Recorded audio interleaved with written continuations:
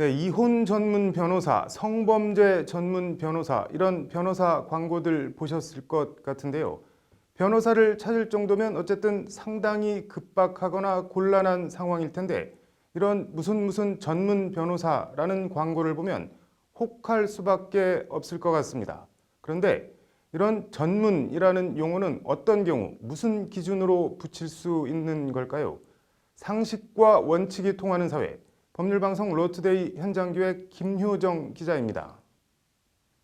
포털 사이트 변호사 광고입니다. 이혼 전문 변호사, 성범죄 전문 변호사 등 특정 분야를 전문으로 한다는 변호사 광고를 어렵지 않게 찾을 수 있습니다. 전문이라는 용어를 붙이지 않아도 이미 법률 전문가인 변호사들에게 특정 분야 전문이라는 용어는 어떤 기준으로 누가 부여해 주는 걸까요? 일단 전문 변호사의 전문이라는 용어는 대한변협의 변호사 전문 분야 등록에 관한 규정에 따라 부여됩니다. 법조 경력 3년 이상, 해당 전문 분야 관련 교육 14시간 이상 이수, 최근 3년 내 해당 분야 사건 통상 30건 이상 수임 등의 조건을 모두 충족해야 합니다. 이런 자격을 갖추면 광고에 쓸 수 있는 전문 변호사 분야는 부동산, 의료, 방송통신, 상속 등 59개 세부 분야가 있습니다. 큰 틀에서 특정한 법 규정이나 조항이 따로 있는 분야들입니다. 반면 변호사 광고에서 흔히 볼 수 있는 성범죄 전문 변호사, 이런 전문 분야는 변협 전문 분야 등록표엔 없습니다. 따라서 성범죄 전문 변호사 같은 표현의 광고는 모두 규정 위반입니다. 성범죄 전문 변호사라는 광고를 클릭해 들어가면 보통 형사법 전문 변호사라고 다시 표기를 해놓은 것도 이 때문입니다.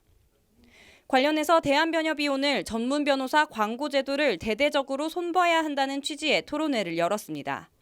변호사는 일반 법률 사무 전체를 직무로 하는 법률 전문가 이외에도 전문 표시 사용을 제한하는 것에 대해 근본적인 검토가 필요하다는.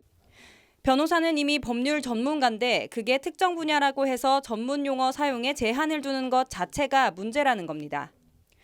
분야에 관계없이 전문 용어 사용을 허용하되 변협의 전문 분야 등록을 한 경우 대한변협 인증 등의 표현으로 구분을 지으면 된다는 것이 변협 이호일 윤리이사의 주장입니다. 반론도 나왔습니다.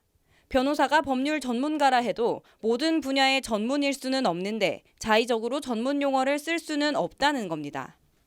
변협 신현호 광고심사위원은 의사 자격과 전문의 자격을 부여하는 법규가 다르듯 변호사법을 개정해 전문 변호사 제도를 도입하는 것이 바람직하다는 대안을 제시했습니다.